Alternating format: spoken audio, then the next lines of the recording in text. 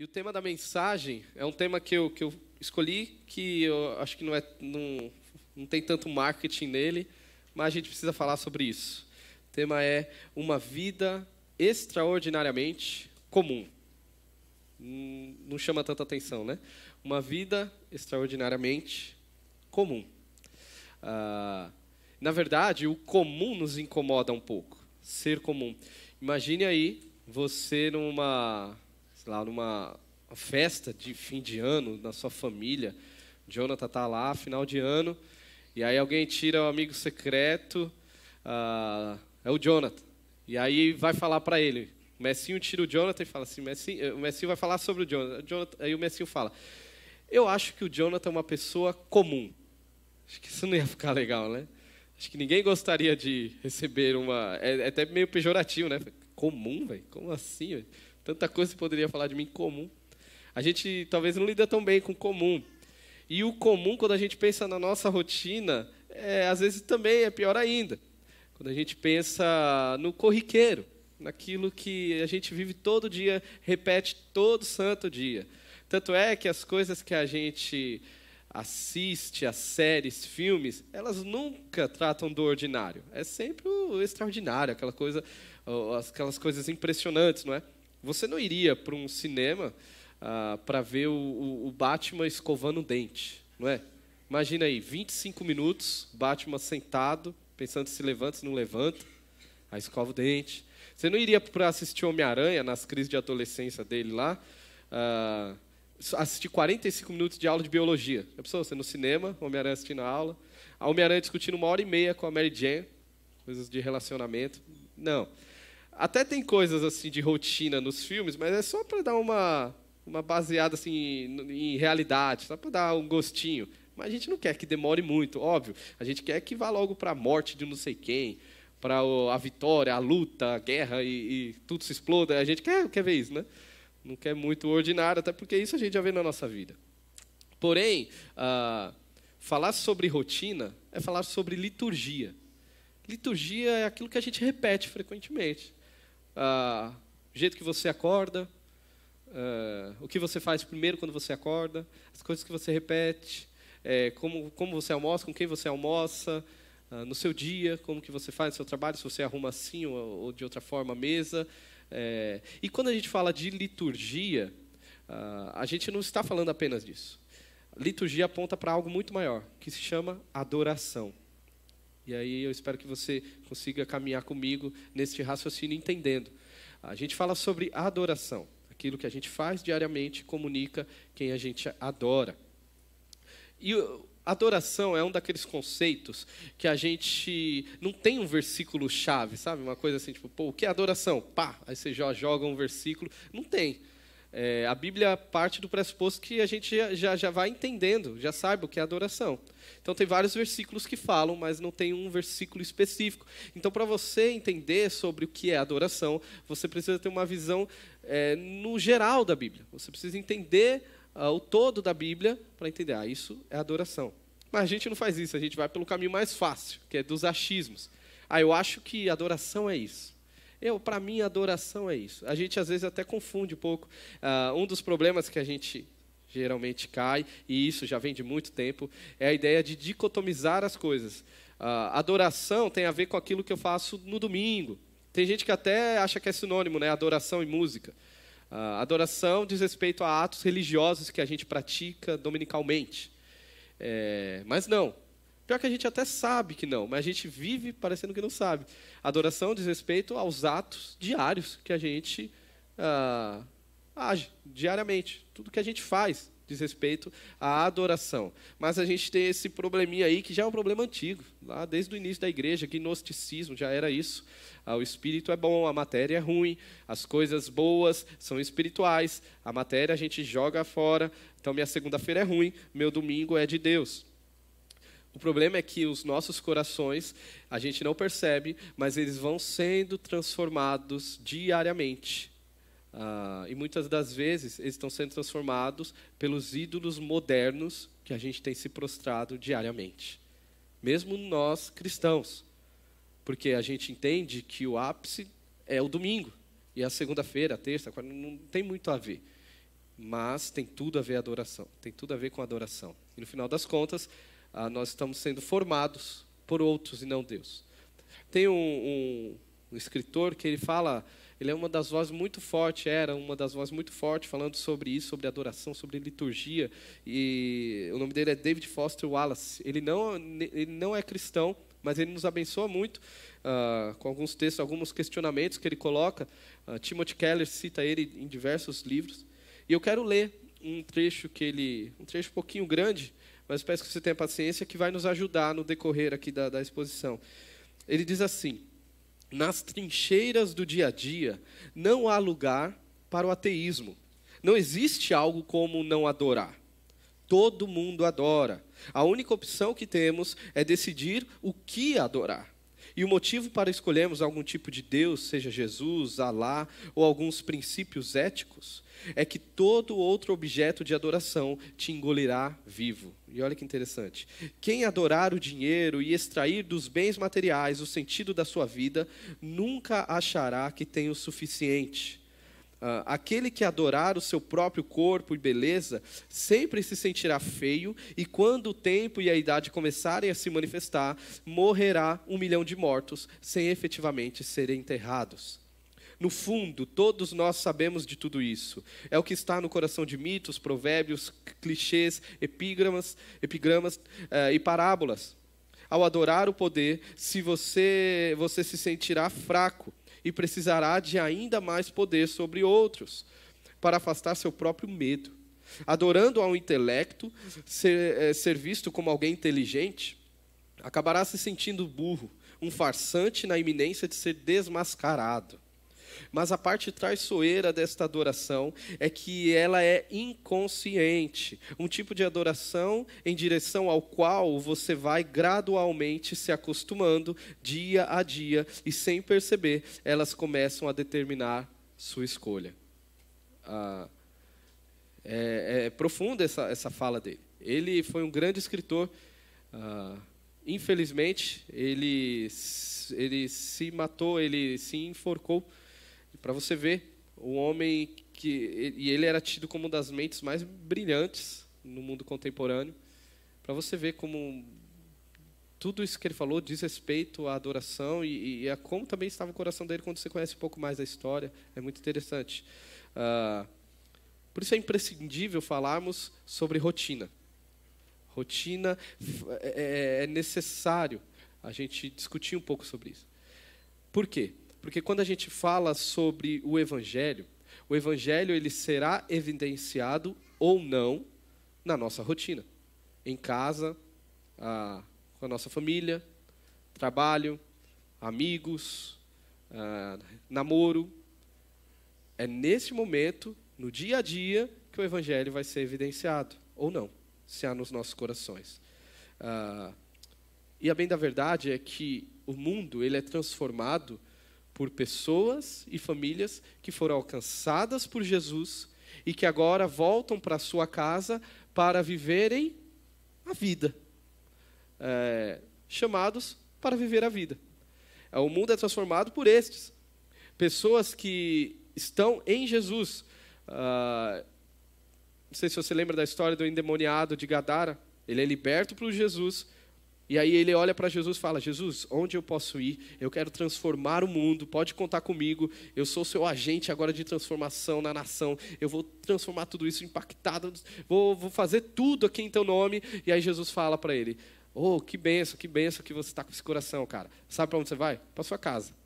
Volta lá para sua casa e vai viver sua vida. Vai ser minha testemunha no seu contexto da sua casa.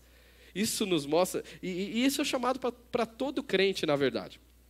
Todo cristão é chamado a viver em Cristo e a lavar a sua louça. Amém? Todo crente em Jesus é chamado a viver em Cristo e lavar a sua louça. Se você tinha dúvida do seu chamado, bem-vindo. O seu chamado é esse: limpar a sua casa, lavar a sua louça, cuidar de coisas ordinárias.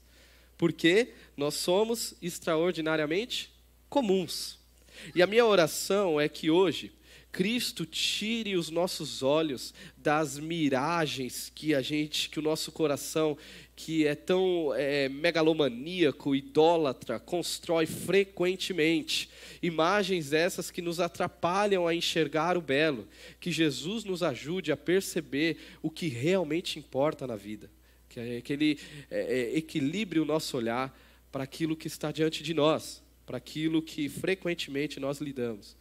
Para que a gente consiga enxergar a beleza de uma vida extraordinariamente comum.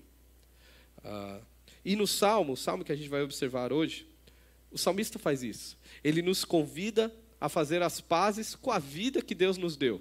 Fazer as pazes e aproveitar o máximo as oportunidades que Deus nos dá diariamente. E eu quero que você abra a Bíblia, então, e no Salmo 131, um salmo davídico. Eu sei que Deus vai falar aos nossos corações. Salmo 131.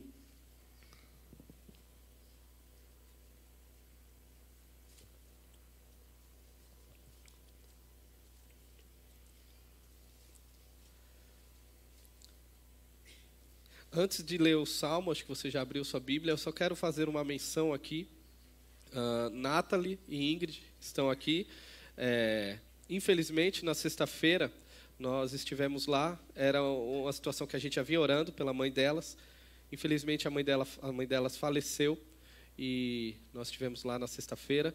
E eu quero dizer aqui como igreja, a Nathalie é da nossa igreja, a Ingrid mora em João Pessoa, né, Ingrid? Não. Fortaleza, mas está aqui visitando, está aqui passando tempo. Então, eu quero dizer aqui, de púlpito, que a nossa igreja está com vocês, passando por esse momento totalmente desafiador, tão difícil, que dói na alma. E nós estamos aqui para chorar junto com vocês, certos de que Deus continuará sustentando vocês. A gente viu lá um testemunho muito lindo da mãe delas, Dona Conceição.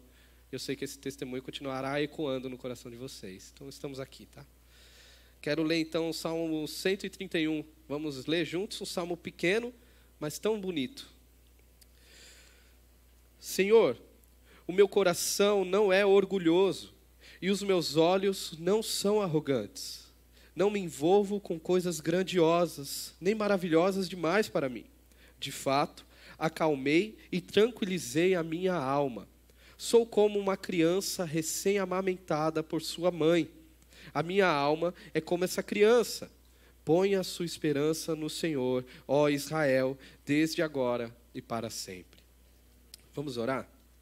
Senhor, que a Tua palavra invada os nossos corações. Que a Tua palavra venha ferir os nossos corações, para que a gente Te ame mais. Ame de fato quem o Senhor é.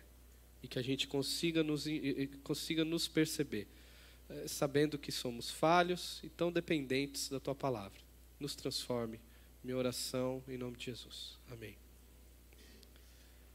Neste pequeno salmo aqui, eu quero ver três características, observar com vocês, 3 características de uma vida de adoração a Deus, que desemboca, que dá sentido a uma vida extraordinariamente comum. 3 características de adoração a Deus, que dá sentido à nossa vida.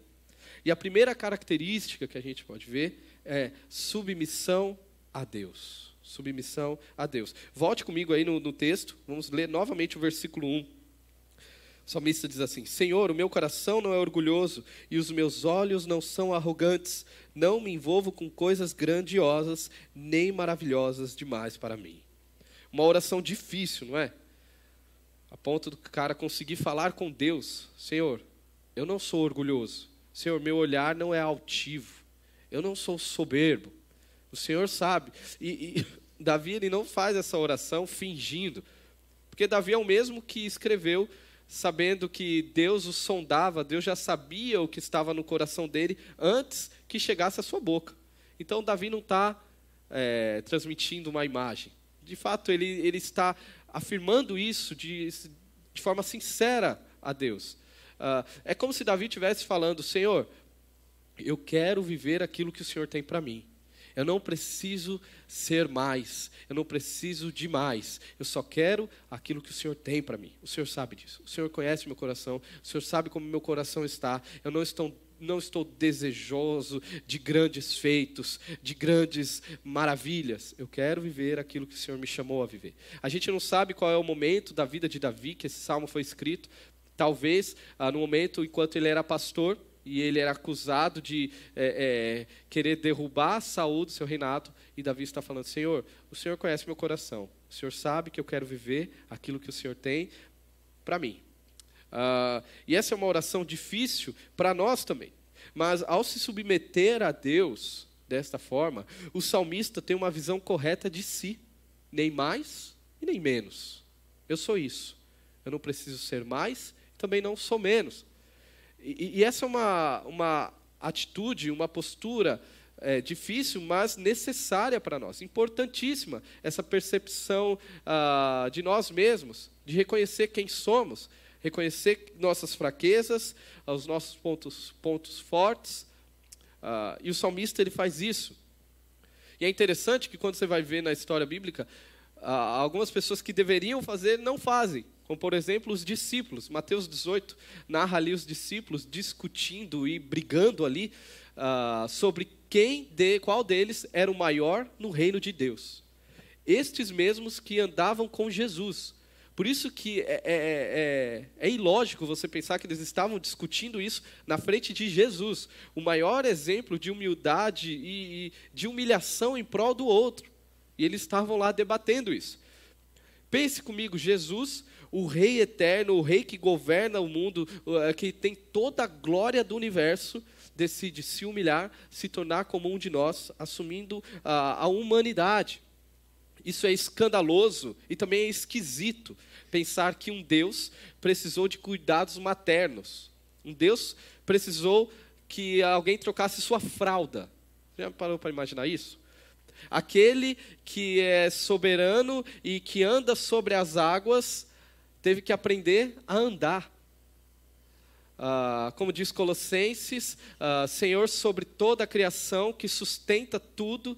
Hebreus vai falar que Ele sustenta tudo em suas palavras. Esse grandioso Deus, um dia acordou com o cabelo todo bagunçado. Pior, acordou com mau hálito. Já parou para imaginar Jesus com mau hálito? Jesus tendo que escovar o dente. Já conseguiu imaginar isso?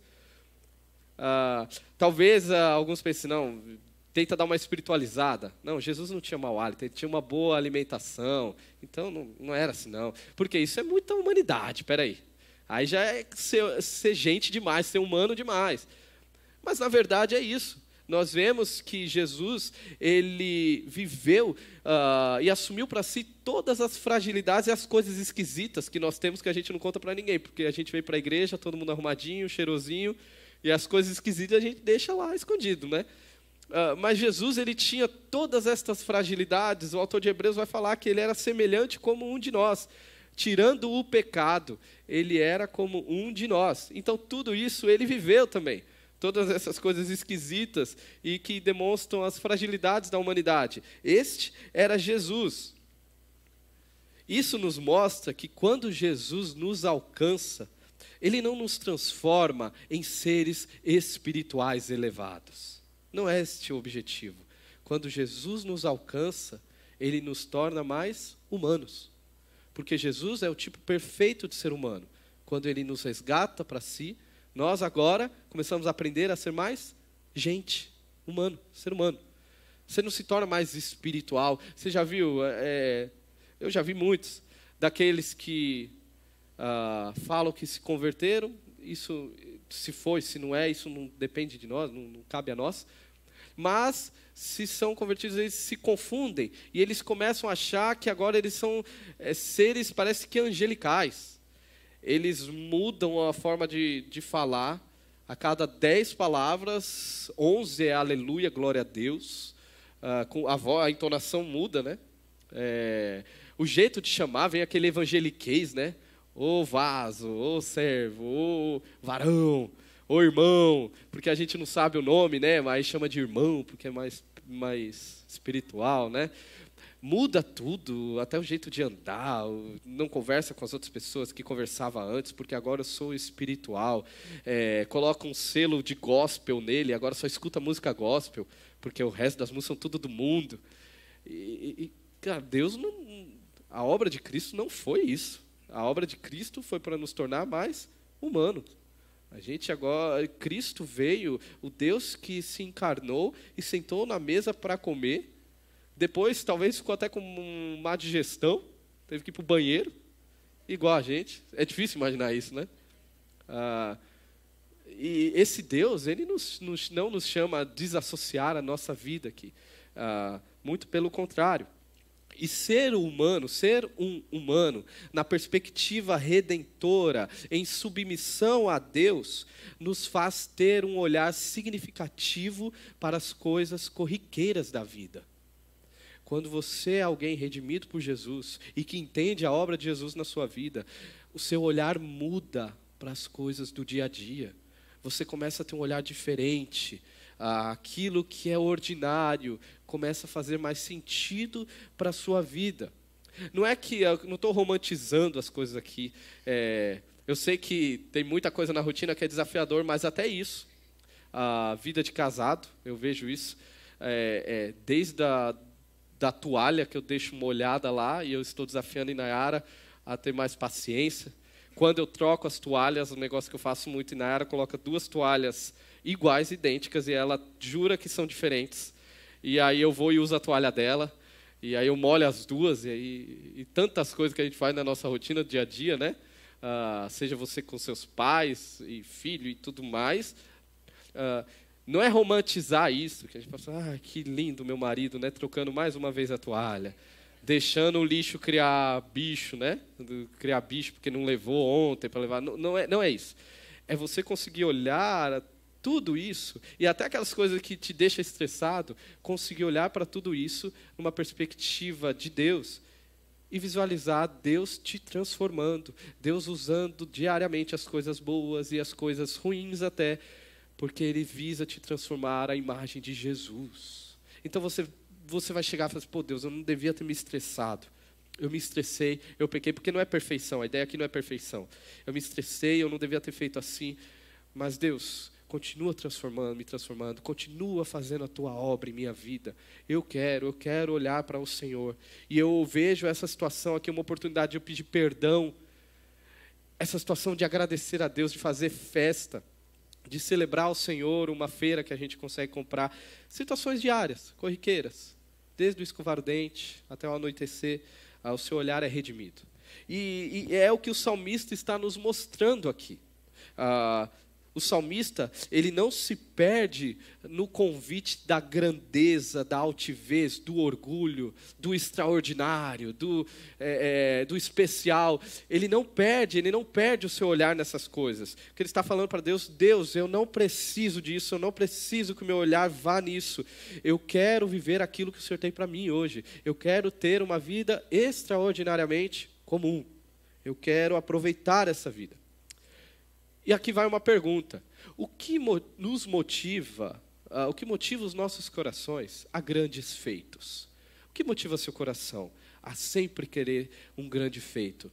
A fazer algo extraordinário, a marcar a geração, ser o melhor, ser aquela pessoa aplaudida por todos, reverenciada no trabalho, alguém de destaque na sua profissão, nos seus estudos. O que te motiva aos grandes feitos?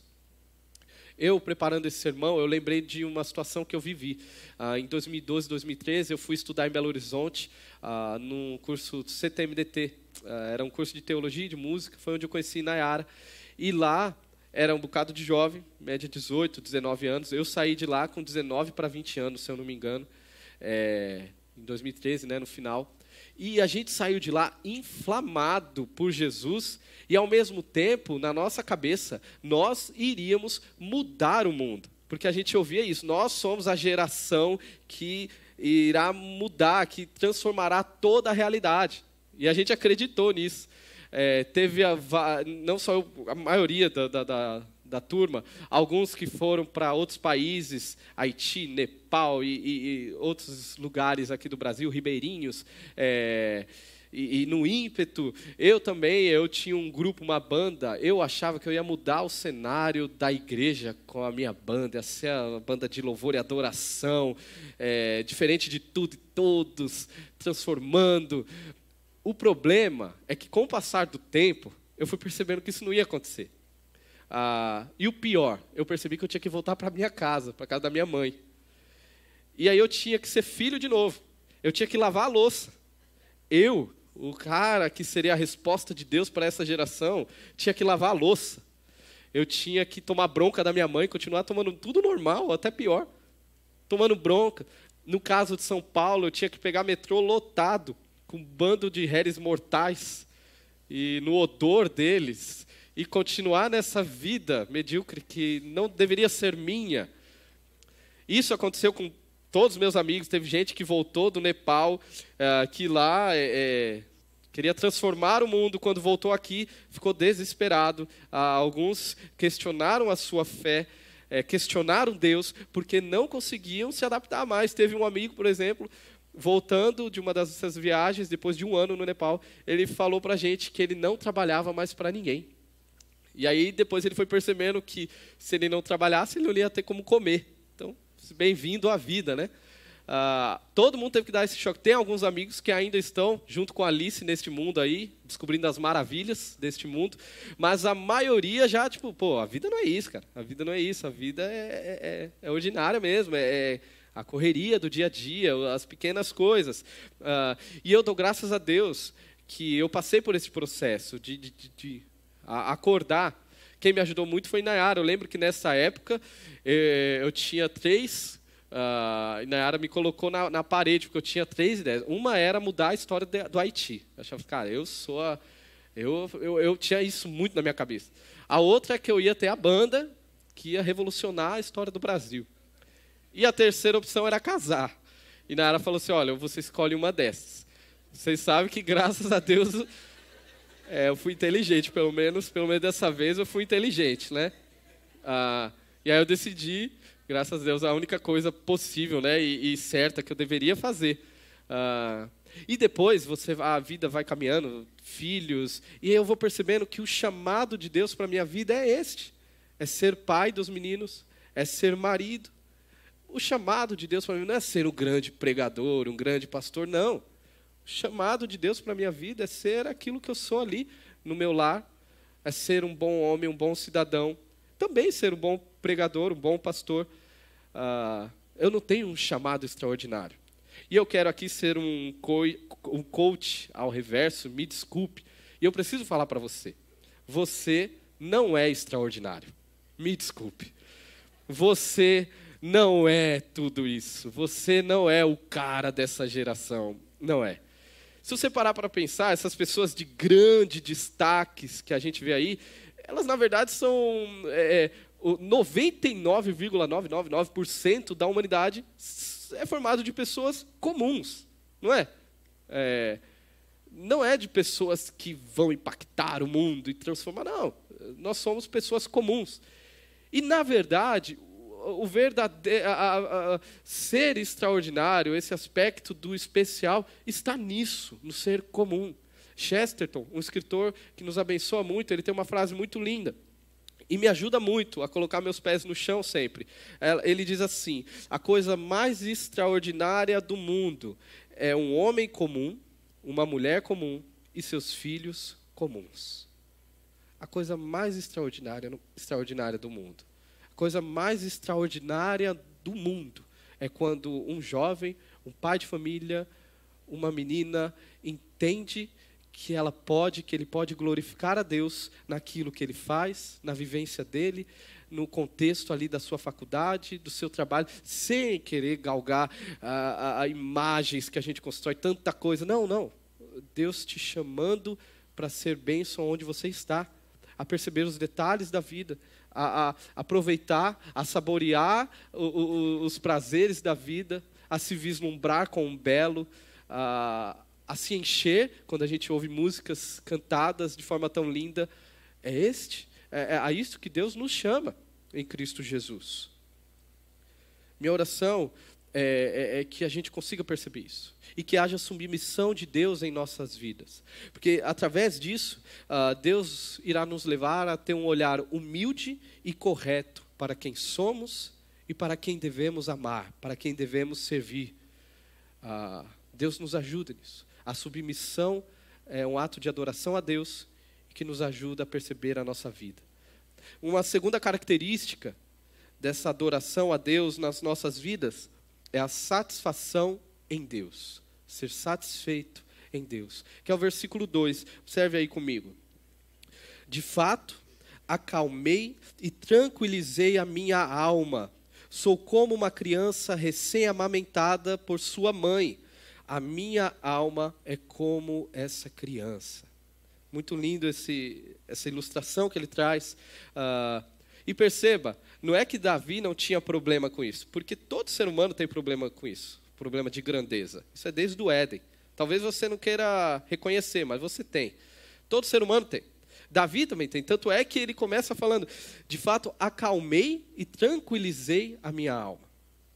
Irmão, e numa cultura onde seguir o coração é tão enfatizado, ter domínio próprio é uma proteção necessária para o crente em Jesus. Conseguir falar assim, olha, coração, aquieta-te, fica quieto, porque não é você quem diz quem eu sou. Não são minhas emoções, não são meus sentimentos, não são meus pensamentos que dizem quem eu sou, o que eu devo fazer. Quem diz quem eu sou, quem diz qual é a minha missão, é o meu Deus, é a sua palavra. Aquieta-te, coração. Sossega. Eu não preciso vislumbrar aquilo que eu não tenho. O meu Deus me chama a olhar para aquilo que eu tenho, a glorificá-lo e vivenciar aquilo que eu tenho para a sua glória. Davi também tinha essa tentação, e nós também temos que lidar com isso. E Davi não apenas aquieta o seu coração, mas ele encontra satisfação em Deus. Satisfação em Deus. E aí ele usa essa ilustração do bebê, né? Do bebê recém-amamentado. E é muito bonito. E depois que eu tenho percebido isso, depois que casei, pai, parece que todas as minhas ilustrações envolvem agora meus filhos. Parece que eu tenho percebido as últimas pregações, né? Tem que ser mais criativo. Mas quando eu estava vendo isso, eu leio o texto e já vem na minha cabeça a cena do meu filho, Benjamin, com 1 ano de idade. A gente estava no processo de tirar o peito dele, né? De desmamar. Eu sei que alguns pais entendem que deve ser outro tempo, aí cada um, é a nossa família. E aí a gente entendeu que era o momento, e eu lembro que numa das madrugadas, aí ele chorando, e Nayara quase chorando no quarto, aí o pai é a vítima, né? Eu que vou pegar o monstro. E aí eu peguei ele estava frenético, aí eu peguei um copo d'água, dei na mão dele, foi muito engraçado, que ele pegou o copo d'água, olhou para mim e fez assim, um menino de 1 ano de idade. Caramba, velho. E aí eu fiquei lá um bocado de tempo até ele ser cansado pelo sono e dormir. O que ele estava falando para mim, ele falou, eu não quero você. Tipo, você sabe o que eu quero. Criança, bebê quando quer mamar, ele não negocia, ele quer o peito, e não tem negócio. E é tão lindo que o pós, né, depois que mama, ele se rende, né, não quer guerra com ninguém. Fica lá tranquilaço. Rindo à toa, é um dos momentos mais gostosos que a gente brinca. O Vitor, nessa fase, a gente brinca com ele. É um momento muito bom. Esse texto aponta para essa nuance dessa criança que encontra satisfação em Deus, dessa pessoa que, assim como a criança, encontra satisfação em Deus. Mas também esse termo aqui, que na minha Bíblia traduz como recém-amamentada, também traz o sentido de desmame, como eu falei aqui. E o desmame, ele aponta para um marco de crescimento na vida de uma criança. Charles Spurgeon, ele comenta algo interessante.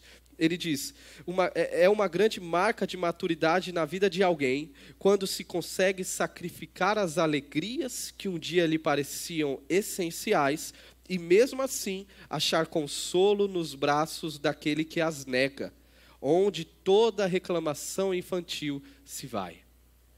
É esse processo que Deus nos chama. O processo onde a gente consegue se relacionar com Deus, amar a Deus, dedicar nossas vidas a Deus, mesmo quando a gente ouve o não. Mesmo quando aquilo que a gente tem orado, tem clamado a Deus, não acontece. Mesmo quando a gente não recebe mais o leite que a gente acreditava ser essencial, a gente consegue olhar para Deus, consegue amá-lo e dizer: Deus, mesmo que isso não aconteceu, meu coração está doendo, mas eu continuo te amando. O seu compromisso, ele amadurece. Ele não depende do que Deus faz, mas de quem Deus é. Porque você sabe que Deus é bom, que Deus é fiel, que Deus te ama, que Deus tem grandes planos para a sua vida, mesmo diante do não. E é isso que acontece com uma criança. Mesmo ela sendo negada por aquilo que ela acreditava ser essencial, ela aprende a amar os braços daquela que a negou. Isso é um amor. A gente sabe que tem crentes e crentes. Tem aqueles que ainda estão na fase de serem amamentados e acreditam que se Deus não fizer, Deus não é Deus, igual aqueles testemunhos. Deus é fiel porque eu consegui comprar minha casa. A gente entende esse testemunho, mas a nossa expectativa é que essa pessoa não pense que Deus deixa de ser fiel se essa pessoa não conseguir comprar casa. Não, Deus é fiel, ponto. Eu não preciso continuar essa frase. Deus é fiel. Deus é fiel. Mas existem momentos de cada um. E existem aqueles que estão caminhando. E esse é o chamado para você, cristão, crente em Jesus. Maturidade. Crescendo, crescendo. Crescendo em Deus e na satisfação em quem Deus é. E, na verdade, a satisfação, ela é um colírio de Deus para nós, que cura a nossa visão e nos faz enxergar, de fato, o que é belo. A satisfação em Deus traz o nosso olhar para aquilo que importa, quando estamos satisfeitos em Deus. Por isso, quando a gente fala de relacionamento com Deus, sempre tem um problema que nós, igreja, sempre caímos aí. Porque a gente acha que relacionamento com Deus diz respeito ao que nós fazemos para Deus, ou por Deus. Sendo que relacionamento com Deus vai para além disso.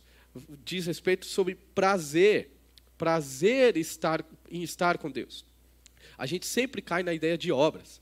Eu posso ou não posso fazer? Eu posso ou não posso namorar, não é? É pecado ou não é pecado? É pecado fazer o devocional, eu devo fazer o devocional antes ou depois do café da manhã? É pecado fazer tatuagem? É errado beber? É pecado isso e aquilo? A gente está sempre nessa discussão de obras, tipo, eu posso? Eu não posso? Eu posso fazer isso? Eu não posso fazer aquilo? Cara, e Satanás está dando risada disso, porque a gente está lutando a batalha errada. A batalha não é na esfera das obras. A batalha, na verdade, ela diz respeito a uma pergunta fundamental que vem antes disso. É: a quem você adora? A pergunta fundamental é: quem você ama? A quem você dedica a sua vida? Quem satisfaz o seu coração? Aonde você encontra satisfação? É aí que a batalha trava. Porque se seu coração não encontra satisfação em Deus, você terá grandes problemas. E você pode fazer tudo bonitinho. Você pode mudar a sua roupa, você pode fazer devocional todos os dias. Você pode seguir todo o script. E mesmo assim, você está distante da realidade do Evangelho de Jesus. Porque o Evangelho de Jesus diz sobre satisfação, prazer em Deus. É desejar estar com Deus. Eu lembro aqui de uma história de um casal que chega para o aconselhamento com um pastor. A esposa muito brava, e aí o marido vai tentar explicar, ele fala assim: olha, ela sempre me pediu para ir no mercado com ela, só que eu nunca quero ir porque é chato, ela demora, enrola demais, então eu não gosto. E aí teve um dia que ela me falou, e eu falei: tá bom, eu vou, vai, e foi. E aí eles estavam lá, ele falou assim, e piorou tudo. Aí o pastor também sem entender nada, porque mulher é um ser difícil também, né, às vezes, os homens concordam, mas faz sentido. Não que faz sentido ser difícil, mas faz sentido a questão dessa mulher. Que aí ela vai e fala assim: pastor, eu não queria que ele fosse, eu queria que ele quisesse ir comigo. Entende? Mulher é difícil. Eu queria que ele quisesse. Não é apenas que ele fosse por obrigação. É mais ou menos isso. Nosso relacionamento com Deus. Não é fazer pelo fazer. Às vezes chega a ser até cansativo, eu confesso, quando as pessoas vêm sempre questionando isso, tipo, cara, eu posso namorar com tanto, eu posso não sei o quê. Cara, não é eu posso, é a quem você adora, se isso faz sentido ao Senhor da sua alma. Cara, se você anda com Deus, se você ama Jesus, você vai saber, porque você vai ouvir a voz dele por meio da palavra. Você não precisa de alguém dando regrinhas o tempo todo. Tem um salmo muito bonito que diz isso. Salmo 90, 14 diz assim: satisfaze-nos pela manhã com teu amor leal, o teu hesed, e todos os nossos dias cantaremos felizes. Olha que lindo. Satisfaze-nos pela manhã com o teu amor leal, com a tua grande misericórdia, com a tua fidelidade, mesmo em meio às minhas infidelidades. Me encha com este amor, me encha, Deus. Eu quero me satisfazer em quem tu és, e assim eu vou viver um dia para a tua glória feliz. Já pensou começar um dia assim? É diferente, não é? Do que pode, não pode, faço isso, não faço aquilo. O restante do seu dia é uma resposta em adoração ao desejado da sua alma. É aí que a batalha se trava. E quanto mais satisfeitos em Deus, mais satisfeitos ficamos com a nossa vida. E o contrário é real também. O oposto é verdadeiro. Quanto menos satisfação em Deus, menos satisfação com tudo que nós vivemos. Começamos a ficar insatisfeitos, satisfeitos com a nossa roupa, com o nosso cabelo, com a nossa cara. Eu não gosto do jeito que eu falo, eu não gosto da minha história, eu fico insatisfeito, eu quero trocar, vou trocar meu carro, vou trocar minha casa, não gosto mais da minha casa, quero pintar a parede, quero agora pintar de outro jeito a parede, quero fazer isso, quero fazer aquilo. O tempo todo a gente fica insatisfeito, trocando tudo. Tem aqueles que pior ainda, né? Eu quero trocar minha esposa, quero trocar meu marido, porque eu estou insatisfeito. Filhos não podem trocar os pais, né? Nem pai e filho. Então, mas você continua insatisfeito, eu quero trocar tudo, e você não percebe que isso é um alerta, é um sinal para você de que o seu coração está distante, que você não tem encontrado prazer em Deus. O problema não é a casa, não é o marido, não é a esposa, muitas das vezes. O problema é que você não tem encontrado satisfação em Jesus Cristo. Logo, todo o restante se torna insuficiente, se torna chato, é ruim, eu não consigo mais, não aguento mais isso daqui. É porque você não tem estado aos pés de Jesus, aproveitado as maravilhas que você encontra na presença de Deus. E uma terceira e última característica de uma vida de adoração que desemboca na nossa vida, extremamente comum, é segurança em Deus, que é o versículo 3. Olha aí comigo o versículo 3. Ponha a sua esperança no Senhor, ó Israel, desde agora e para sempre. O salmista que decide submeter a Deus a sua vida e viver de forma satisfeita em quem Deus é e naquilo que ele propõe ao salmista viver, agora faz um convite para todos nós. O convite é: confiemos em Deus. Entreguemos nossas vidas, tenhamos segurança em Deus. Que é um caminho natural. A gente se submete a Deus, a gente encontra prazer em Deus, logo a gente não quer descansar em outro senão Deus. Santo Agostinho já dizia isso, que Deus nos fez para Ele, e não há nenhum lugar que o nosso coração possa encontrar descanso, se não for em Deus.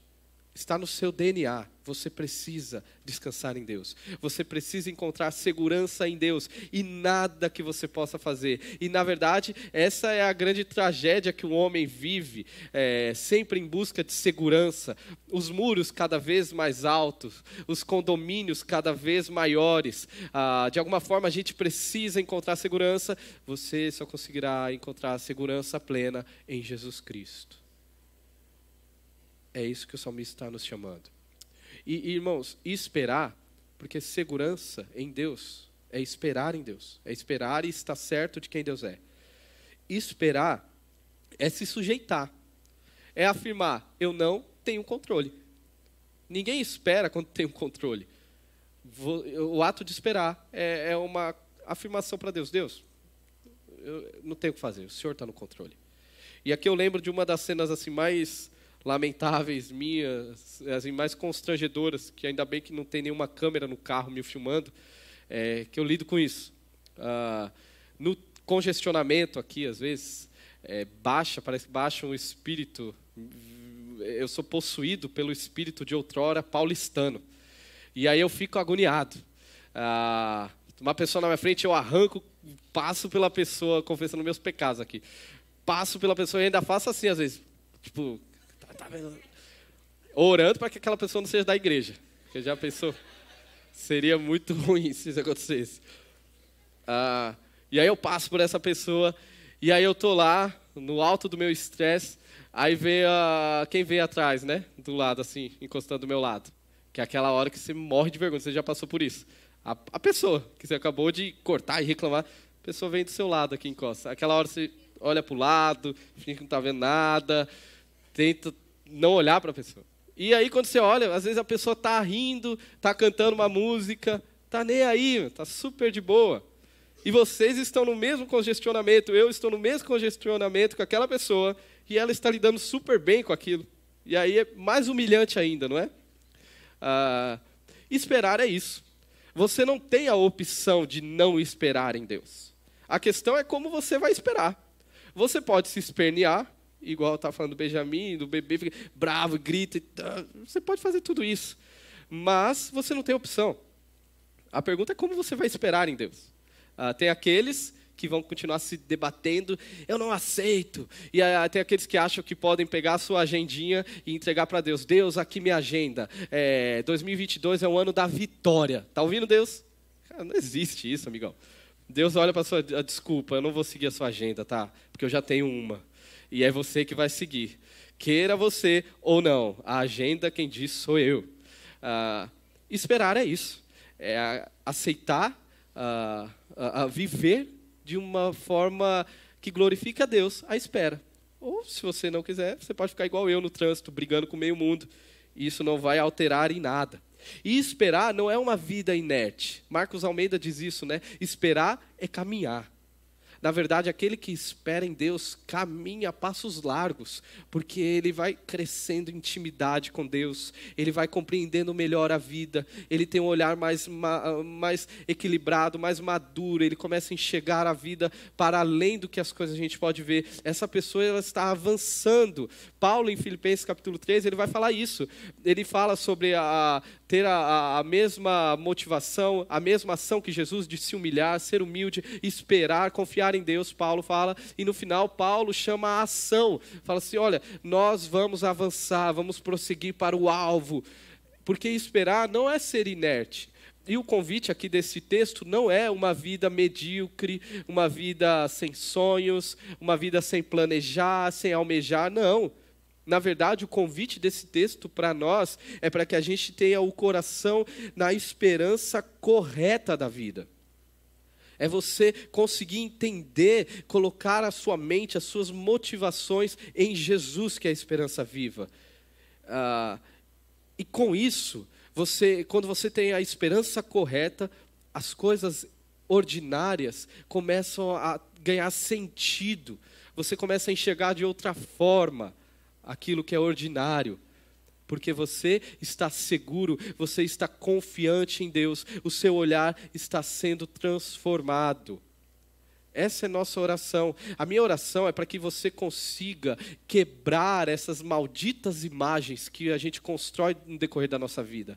A maldita imagem da casa própria, a maldita imagem do primeiro milhão, a maldita imagem do sítio que eu vou comprar, a maldita imagem da faculdade, do trabalho X, que a gente anula tudo que a gente está vivendo em prol dessa imagem. A gente coloca o olhar lá e agora eu vou seguir, não importa mais nada, eu só vou encontrar satisfação, só vou encontrar sentido na vida, segurança, quando eu alcançar aquele alvo. A Bíblia chama isso de idolatria, a idolatria de uma imagem. E muitas vezes a gente constrói as nossas vidas nisso. Tem até uma propaganda antiga, 1000 anos atrás, quando a gente assistia televisão, que era de os caras subindo uma montanha, e aquela luta, é chuva, é frio, um monte de coisa acontecendo, e aí finalmente eles chegam no topo da montanha, um olha para o outro e fala assim, e aí? Aí o outro fala, vamos descer? Não tem o que fazer aqui? E eles almejavam tanto chegar lá.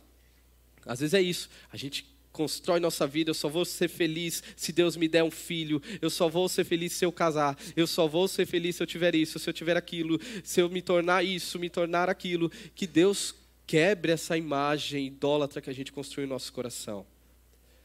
Que você sonhe, mas que os seus sonhos sejam rendidos a Jesus. Senhor, eu quero isso, mas o Senhor sabe, não é isso que vai mover a minha vida. O que move a minha vida é o Senhor, a tua obra. E pela perspectiva da cruz redentora, eu consigo encontrar prazer naquilo que eu vivo hoje. Eu não vou perder as oportunidades de estar com a minha família, de aproveitar a minha família. Eu não vou perder as oportunidades do meu trabalho, de servir ao Senhor com excelência no meu trabalho. Eu não vou perder a oportunidade de servir a igreja, de amar a Jesus. Quantos e quantos afirmam não ter tempo para servir na igreja, não ter tempo para visitar os pais, não ter tempo para amar aqueles que estão próximos. Por quê? Porque estão com um maldito olhar numa maldita imagem que foi construída. Que Jesus quebre essas imagens em nome de Jesus. Eu creio que Ele pode quebrar.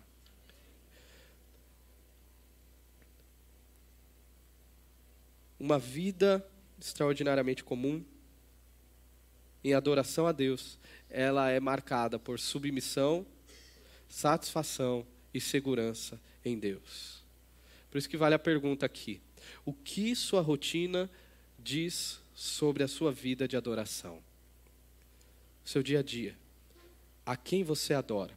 O seu dia a dia. Lá. O evangelho de segunda-feira, não o evangelho de domingo. A quem você adora?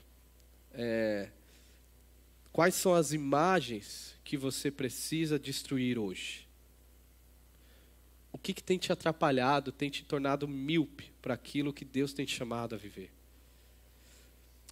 Michael Horton, o autor de um livro que eu até indico se você quiser ler, fala sobre isso, e é um livro que tem me abençoado muito. O livro é Simplesmente Crente. Ele fala algo muito bonito, ele diz assim: é preciso coragem para crer que uma vida pequena ainda é uma vida significativa. E é preciso graça para saber que o Senhor me vê e me ama, mesmo que eu não tenha feito nada poderoso ou ousado, ou até mesmo interessante. E isso me basta. Ser amado por Deus me basta.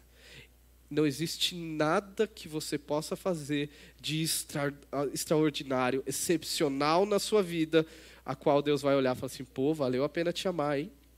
Olha o que você fez. Não, absolutamente. Deus não precisa de nenhuma obra incrível sua. Deus te ama. E isso basta. Você não precisa ser alguém, você já é em Jesus. Você não precisa... Você que está numa formação, às vezes tem na sua cabeça, não, quando eu me formar eu vou ser isso, vou ser aquilo e tal. Você não precisa, você já é em Jesus.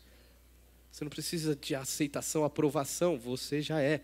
A gente tem essa crise de busca pela identidade desde sempre. Meu filho, 2 anos e meio de idade, e o coitado acha que só existe pastor e professor na vida, porque eu e Nayara. Não que seja algo ruim, mas ele ainda vai ter um campo maior de visão e seria uma honra se ele desejasse o ministério pastoral. Mas é difícil para nós também olhar para ele de 2 anos e meio e para o outro de 10 meses, e entender que Benjamin e Vitor já são aquilo que Deus chamou a ser. Eles não precisam ser nada mais, eles já são. Você já é. E tudo aquilo que você vai viver é apenas um reflexo daquilo que você já é. Por isso, pare de tentar desassociar a sua vida da sua história. Sabe aquela coisa assim, não, eu vou migrar, não quero mais fazer isso, eu quero ser outro, eu quero... Você fica tentando desassociar. Deus conhece a sua história, Deus está no controle da sua história. Mesmo as coisas boas e as coisas ruins estão te formando a quem você é. Você não precisa construir uma falsa imagem acerca de si. Faça as pazes com quem você é em nome de Jesus. Saiba que você é amado e que você precisa ser transformado, melhorar, assim como qualquer crente em Jesus, isso é óbvio. Assim como eu, como qualquer um. Você não precisa ser extraordinário. Você não precisa ser especial. Até porque se todo mundo, porque a gente tem esse discurso, né? Eu sou especial, sou extraordinário. Mas todo mundo é, né? Se todo mundo é, nada é, não é? Não sei se você já pegou um livro legal para ler, e aí você começa a marcar, marca texto, né? Começa a grifar. Pô, que frase legal. O que você está fazendo? Você está dando realce àquilo, né? Falando que aquilo é importante. Aí você começa a grifar tudo, porque tudo está sendo legal. Véio. No final das contas, aquela tua marcação não serve de nada. Porque tudo é importante, então nada é importante.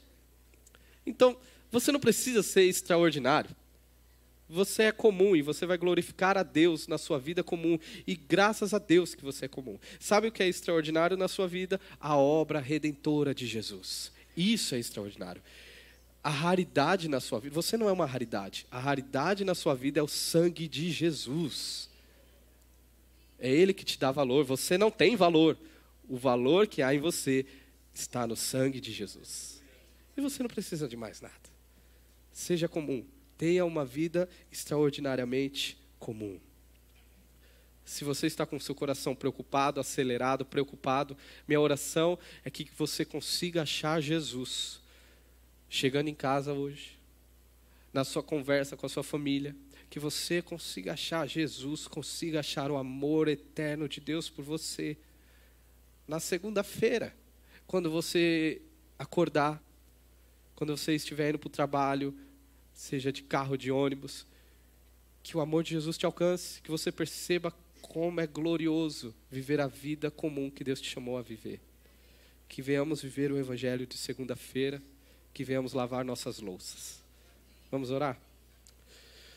Senhor, diante da grandeza do Teu evangelho, o que nos resta é ficar com o coração desejoso de encontrar o Senhor, o desejado das nossas almas, em tudo que nós fazemos. Eu oro para que os meus irmãos aqui, para que essa igreja consiga te perceber, consiga te glorificar em todos os seus dias, consiga te adorar nas menores coisas da vida, consiga te perceber. Nos ajude, Deus, tire, assim como o salmista fez, tire o nosso olhar das coisas grandes, e aquilo que o Senhor quiser fazer em nossas vidas, o Senhor fará.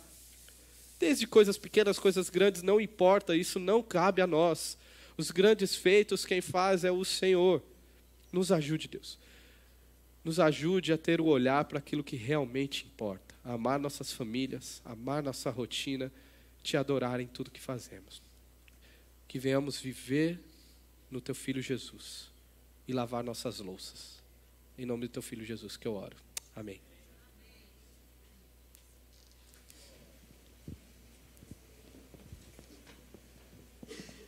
Pessoal, a gente quer agradecer a igreja, agradecer o pastor por nos receber tão bem, a todos vocês, né? Vocês que servem aqui, pela mensagem também.